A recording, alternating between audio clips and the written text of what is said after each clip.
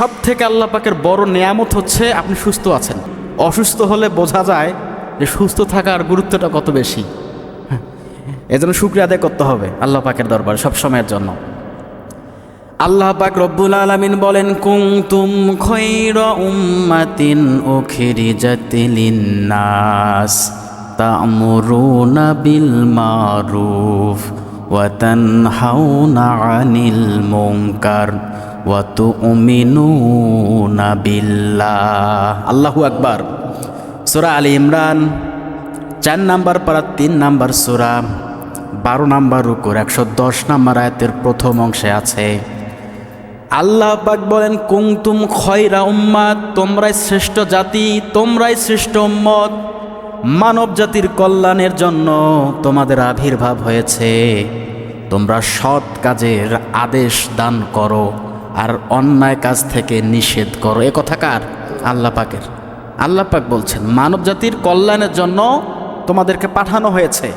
তোমরা সৎ কাজের আদেশ দাও আর মন্দ কাজের নিষেধ করো।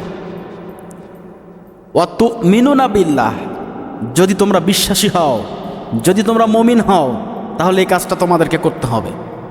এখন সৎ কাজের আদেশ আর মন্দ কাজের নিষেধ বলতে আমরা কি বুঝি?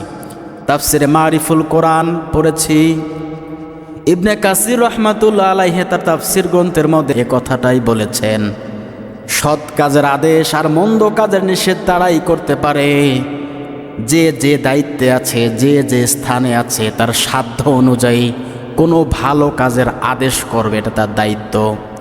কোনো খারাপ কাজ হচ্ছে আর এই খারাপ কাজ বন্ধ করার জন্য ওই ব্যক্তির যে সামর্থ্য আছে, যে শক্তি আছে, ওই শক্তি থেকে তাকে ওই মন্দ কাজের বাধা দেওয়া লাগবে। এর নাম হচ্ছে তানহাউনা আনিল মুনকার। মানে আপনি যে দায়িত্বে আছেন, এ দায়িত্ব আপনাকে আপনাকে খাটাইতে হবে। যতটুকু শক্তি আপনার আছে ওই শক্তি দিয়ে ওই মন্দ কাজের বিরুদ্ধে আপনাকে লেগে যেতে হবে।